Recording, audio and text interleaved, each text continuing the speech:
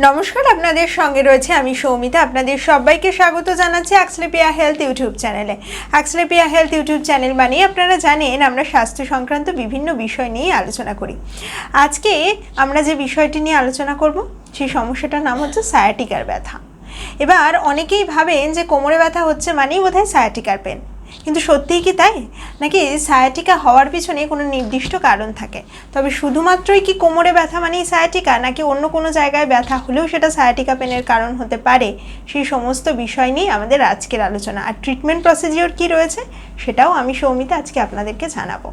তাই আজকের এই আলোচনায় আমাদের সঙ্গে যিনি রয়েছেন তিনি শহর কলকাতার অন্যতম প্রখ্যাত চিকিৎসক এবং একই সঙ্গে প্রফেসর ডক্টর ক্ষেত্রমাধব দাস স্যার। নমস্কার স্যার। নমস্কার। আপনাকে অ্যাক্সলেপিয়া হেলথে স্বাগত জানাই। ধন্যবাদ ডাকার জন্যে। স্যার, প্রথমেই যে কথাটা বলে শুরু করলাম যে অনেকেই ভাবেন সায়াটিকার পেন হচ্ছে মানে কোমরে ব্যথা, আর কোমরে ব্যথা মানেই সায়াটিকা। কি বলবেন ব্যাপারটা নিয়ে? না মানে সায়াটিকা শব্দটা খুব বহুল প্রচলিত, ঠিক আছে? এটা যতটা মেডিকেল টার্ম তার থেকেও বেশি এটা common man's term, common person's term বলা উচিত, to be gender neutral. Anyway, তো সায়াটিক নার্ভ হচ্ছে আমাদের শরীরের সব থেকে বড় এবং সবচেয়ে লম্বা নার্ভ। আচ্ছা। যেটা কিন্তু ওই কোমরের অংশে মানে লাম্বার ভার্টিব্রা, কোমর তলার দিকের যে ভার্টিব্রা তাকে আমরা বলি, কোমরের অংশের যে সমস্ত স্পাইনের অংশ সেটাকে আমরা বলি লাম্বার এরিয়া। সেখান থেকে তার নার্ভ রুটগুলো বেরোয়, L4 L5 L5 S1 এখান থেকে, এবং তারপরেই সেই নার্ভ রুটগুলো একটার সঙ্গে একটা যুক্ত হয়ে সায়াটিক নার্ভটা ফর্ম করে, এবং সেই নার্ভটা নিতম্ব, উরু এবং পা বলতে আমরা মেডিকেলি লেগ, অর্থাৎ কাফ, ওই পায়ের ডিমের ওখান দিয়ে, অর্থাৎ পুরোটাই যে আমাদের পায়ের পেছন দিক দিয়ে একেবারে ফুট পর্যন্ত চলে যায়, পায়ের পাতা পর্যন্ত চলে যায়। এবার এই নার্ভ বরাবর ডিস্ট্রিবিউশন হলে সেটাকে বলে সায়াটিকা। আচ্ছা। সায়াটিক নার্ভের বরাবর ডিস্ট্রিবিউশন বলে সায়াটিকা। অর্থাৎ বেশিরভাগ মানুষের, অনেক মানুষের যেটা দেখা যায় যে কোমরে ব্যথার সঙ্গে সঙ্গে একটা ব্যথা নেবে আসে পা বরাবর, পায়ের পেছন দিক দিয়ে, সেই জিনিসটাকে বলা হয় সায়াটিকা। আচ্ছা। এবার সুতরাং এই নার্ভ রুটে বা নার্ভের উপর যদি কোনো কারণে চাপ পড়ে তখনই সায়াটিকা হওয়া সম্ভব। আচ্ছা। এর বাইরে হাজার কারণ আছে যেখানে কোমরে ব্যথা হয়, লো ব্যাক পেন, একদম। অর্থাৎ সেই লো ব্যাক পেনের সঙ্গে, লো ব্যাক পেন মানেই সায়াটিকা বা সায়াটিকা মানে লো ব্যাক পেন, এই কথাটা ভাবার কোনো কারণই নেই।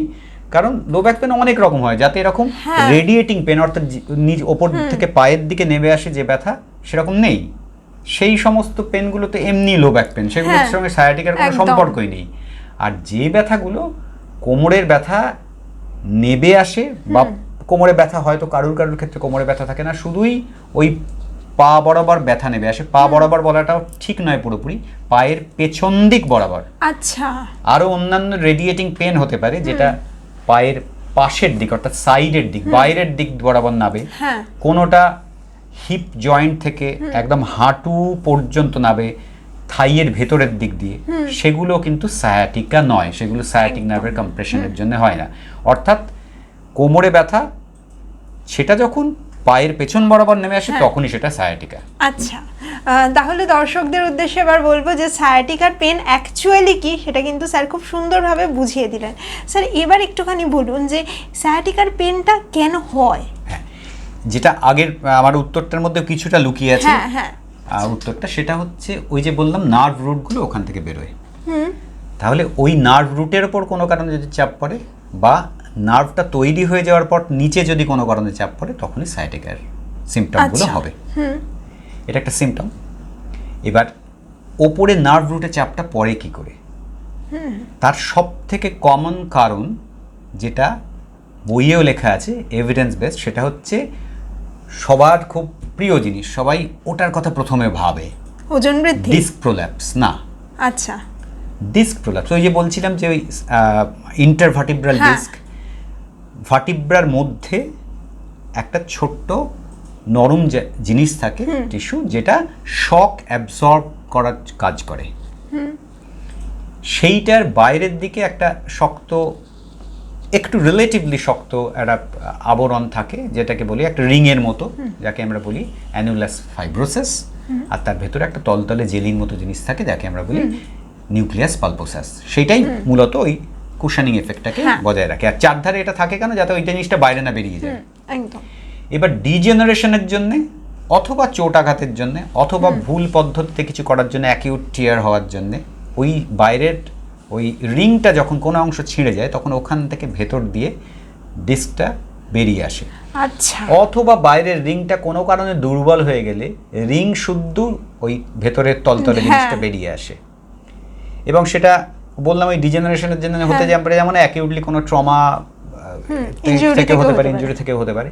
সেইটা বেরিয়ে এসে যখন ওই L4 L5 L5 S1 ওইখানে বেরিয়ে এসে যখন নার্ভ রুটটা যেখান থেকে বেরোচ্ছে সেখানে চাপ দেয়, আচ্ছা, তখন র্যাডিকুলোপ্যাথি বলি আমরা মেডিকেল পরিভাষায়। র্যাডিক্যাল মানে হচ্ছে নার্ভ রুট, তাই র্যাডিকুলোপ্যাথি মানে নার্ভ রুটের প্যাথোলজি, সেইটার কারণে হচ্ছে।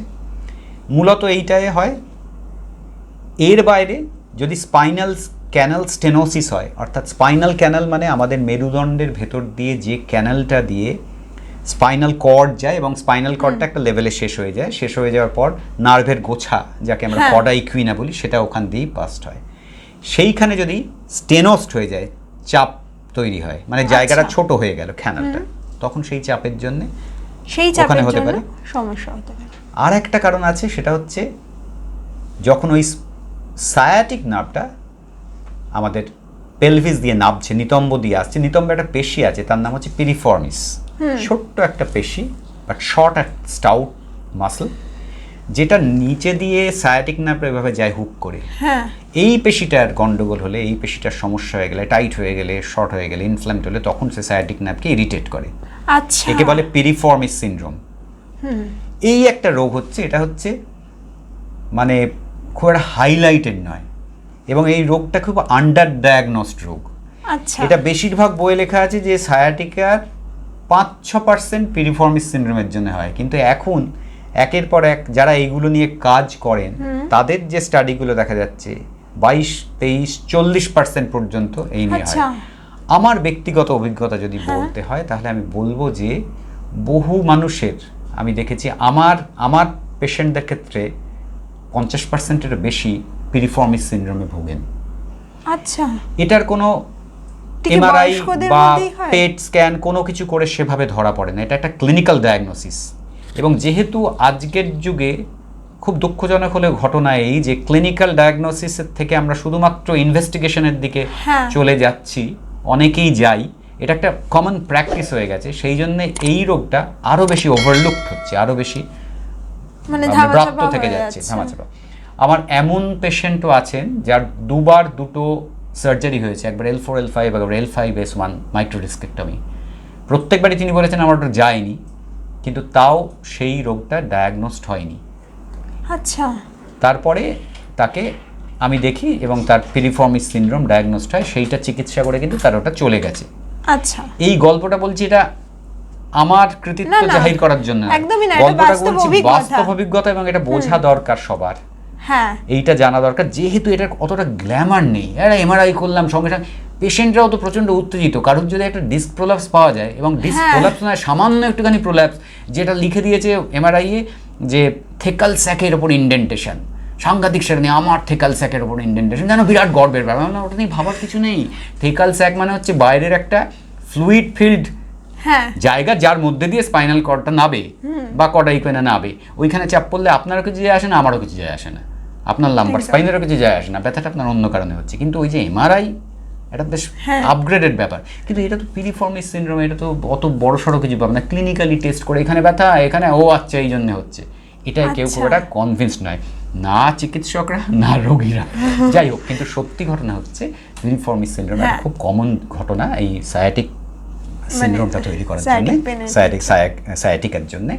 আর এর বাইরে তো আরও অনেকগুলো সমস্যা হতে পারে। যদি আমার ওই লাম্বার স্পাইনের, লোয়ার লাম্বার স্পাইনে বা অন্য কোনো জায়গায় পেলভিসে যদি আমার কোনো ইনফেকশন হয়, কোনো ইনজুরি হয়, ইনফ্লামেশন হয়, সেসবগুলো হয়। আর হচ্ছে এই স্পন্ডাইলোসিস, লাম্বার স্পন্ডাইলোসিসের জন্য, ঠিক আছে, এটাও একটা কারণ।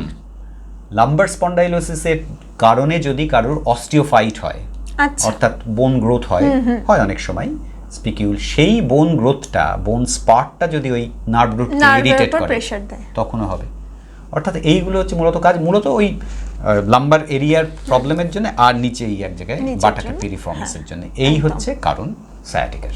তাহলে কি স্যার শুধুমাত্র বয়স্কদের মধ্যে এই ধরনের সমস্যা হতে পারে নাকি অল্প বয়সীদের মধ্যেও হতে পারে? না, ওই যে বললাম প্রথম কারণটা সব থেকে বেশি কারণ যেটা বইয়ে লেখা আছে আমি বললাম সেটা কি, সেটা হচ্ছে ডিসপ্রোল্যাপস। ডিসপ্রোল্যাপস বললাম ক্রনিক ডিজেনারেটিভ কারণেও যেমন হতে পারে, অ্যাকিউটও হয়।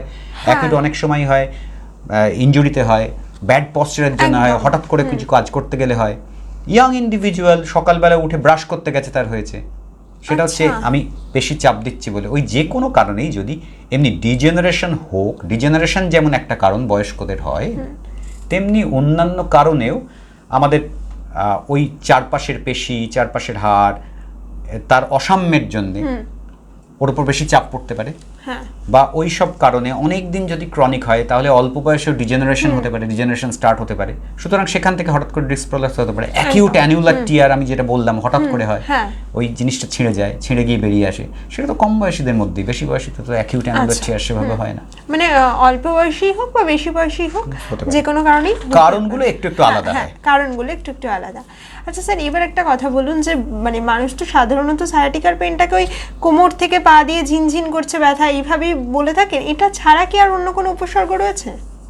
হ্যাঁ, এটা ছাড়া উপসর্গ রয়েছে। যদি সেরকম সিভিয়ার কম্প্রেশন হয় নার্ভ রুটের ওপর বা নার্ভের ওপর, সেক্ষেত্রে কিন্তু আমরা পায়ের দুর্বলতা হতে পারে, পায়ের আচ্ছা, মানে পাতার ঠিকঠাক মতো পায়ের দাঁড়াতে পাতার পারছেন না। মাসল সবসময় দাঁড়াতে পারাটা ইউজুয়ালি শুরুতেই হয় না, দাঁড়াতে পারেন না আচ্ছা। এতটা নয়।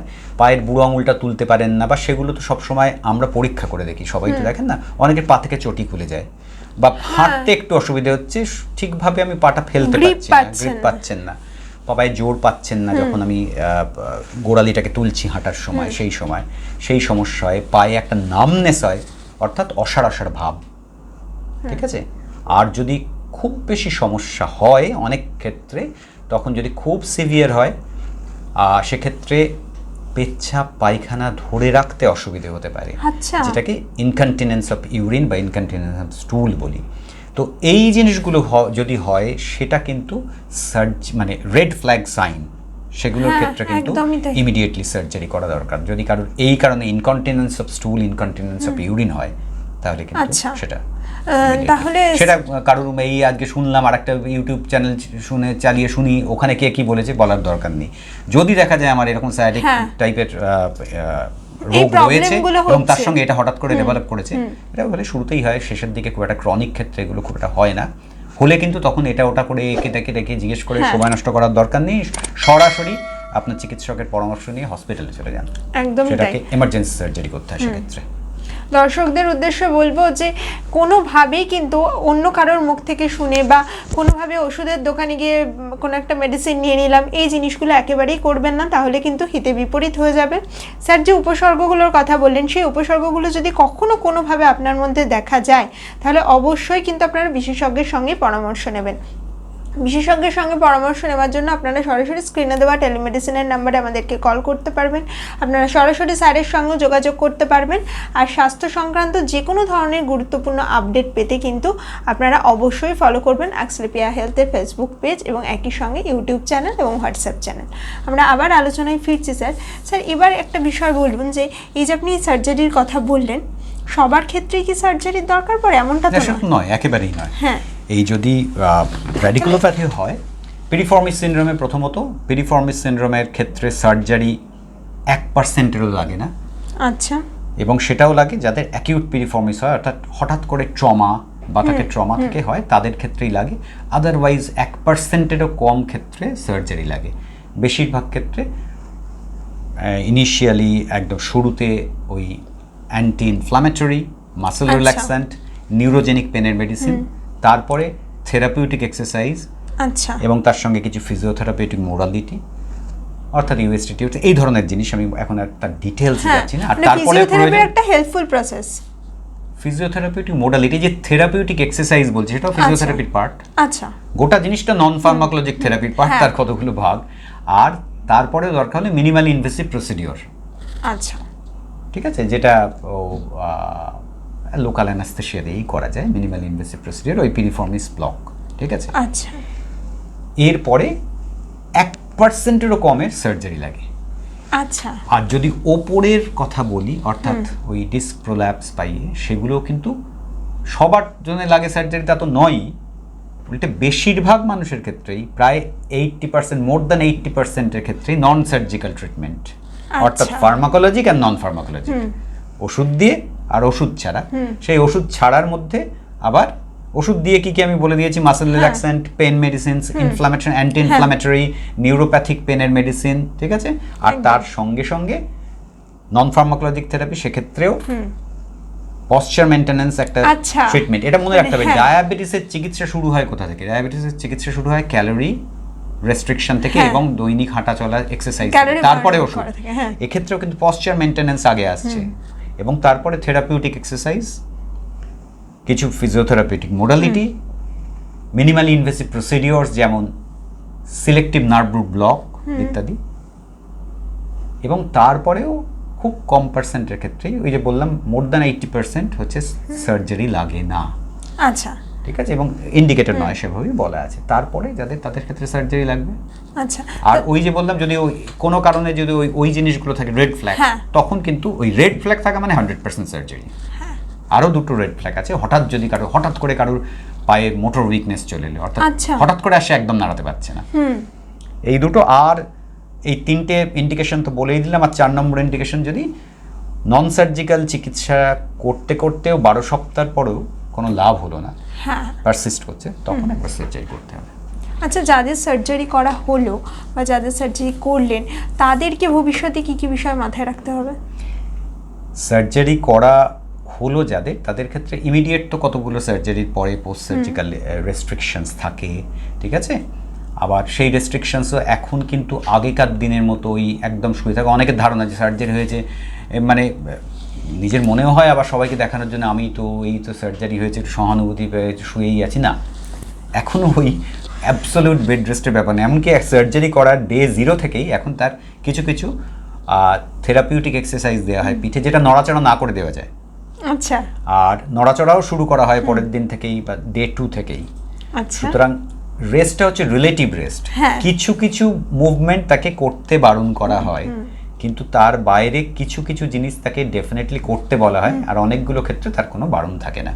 সেই তিনটে জিনিস মাথায় রাখতে হবে, অর্থাৎ relative rest, local relative rest, ওই অংশের রিলেটিভ রেস্ট অ্যাবসলিউট নয়, এবং সেটাও for a limited period of time.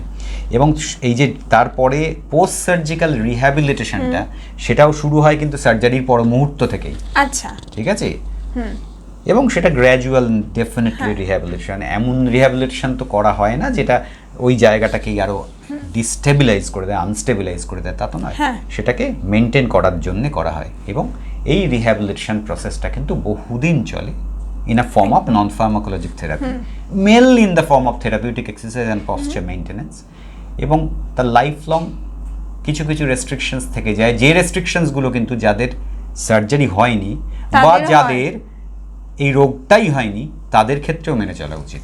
আচ্ছা, তাহলে ডেইলি হ্যাবিটসের ক্ষেত্রে কি কি চেঞ্জ আনতে বলছেন? ডেইলি হ্যাবিটসের ক্ষেত্রে এক হচ্ছে পশ্চার মেইনটেনেন্স, সঠিকভাবে বসা, যেটা একদম গোড়ার কথা। বসলে সবসময় মনে রাখতে হবে, আমি আমার পেশেন্টদের বলি যে মনে রাখবেন চেয়ারটা বসার জন্যে, মেঝেটা দাঁড়ানোর জন্যে, আর বিছানাটা শোয়ার জন্যে। অন্য কিছু করার চেষ্টা করেন। বিছানায় পা ছড়িয়ে বসলাম, একটা সাপোর্ট ছাড়া ওতে লাভ নেই। চেয়ার সঠিকভাবে বসতে আমাদের সাহায্য করে, আমাদের স্পাইনে এমনি বসলে আমাদের একটা জিনিস মাথায় রাখতে হবে, দাঁড়ালে শুলে আমাদের ইন্ট্রাডিসকাল প্রেশার সব থেকে কম থাকে, ওই যে ডিস্কের প্রেশার। তারপরে দাঁড়ালে আরেকটু বাড়ে, বসলে কিন্তু দাঁড়ানোর থেকে বেশি হয় ইন্ট্রাডিসকাল প্রেশার। আমরা ভাবি আরাম করে বসে আছি, না, দাঁড়ানোর থেকে এই লোয়ার লাম্বার স্পাইনে ইন্টারডিসকাল প্রেশার কিন্তু, ওই ডিস্কের প্রেশার কিন্তু বাড়ে বসায় বেশি। আচ্ছা, এবং সেই কারণেই দাঁড়িয়ে সামনে ঝুঁকে কিছু তুললে সেটাও ঠিক নয়, প্রেশারটা বেড়ে যায়। তোলার পদ্ধতি আছে, যদি আমি স্পাইন বাঁকিয়ে তুলি যা প্রেশার ক্রিয়েটেড হয়, এই বসে আছে এখান থেকে যদি আমি এরমভাবে একটা ভারী জিনিস তুলি তার থেকে বেশি প্রেশার ক্রিয়েটেড হয়। আচ্ছা, এটা আমাদের মাথায় থাকে না। আমি বসে তো আরামে বসে আছি, আমরা বসে আছি, আমাদের লাম্বার স্পাইনের ডিস্কগুলো কিন্তু বসায় অতটা আরাম পায় না যতটা পায় দাঁড়িয়ে। শোয়ায় সব থেকে বেশি পায় ডেফিনেটলি। তো সেই কারণেই ওই পশ্চার কন্ট্রোল কীভাবে আমি বসবো, স্ট্রেট ব্যাকের চেয়ারে বসবো সাপোর্ট দিয়ে, এবং 90 ডিগ্রি থেকে 110 ডিগ্রির মধ্যে ঘোরাফেরা করব মাঝে মাঝে। এই বসার সময় শুধু তো আমি স্পাইনের কথা ভাবলে হবে না, আমি র্যাডিকুলোপ্যাথি, আমি তো সঙ্গে সঙ্গে এই পিরিফর্মিসের কথাও ভাববো। তা দীর্ঘক্ষণ বসে থাকলে আমার পিরিফর্মিস মাসল বাটাকে নিতম্বে রয়েছে, চাপ পড়ে, সেই জন্য আমি মাঝে মাঝে ওটা পশ্চার চেঞ্জ করব, অর্থাৎ একবার এই পাটা একটু তুললাম, একবার এই পাটা তুললাম, কখনো এই দিক দিয়ে আমার বডি ওয়েটটা যাবে, কখনো বাঁ দিক দিয়ে যাবে, কখনো মাঝখান দিয়ে যাবে, একটু সামনে এগোলাম, একটু পেছনে গেলাম, এই কন্টিনিউয়াসলি এই জিনিসটা করতে থাকবো। অর্থাৎ এক জায়গায় নয়, কত একটা সেট অফ প্রপার পজিশন আছে, অপটিমাম পজিশন, তার মধ্যে আমরা ঘোরাফেরা করব। এটা একটা জিনিস। কাজ যখন করব আমরা ভারী জিনিস তোলার ক্ষেত্রে সব থেকে ইম্পর্টেন্ট জিনিস সেটা হচ্ছে কোমর, হিপ আর নি সোজা রেখে স্পাইনটাকে মাকিয়ে এরম করে সামনে ঝুঁকে আমরা কিছু তুলবো না।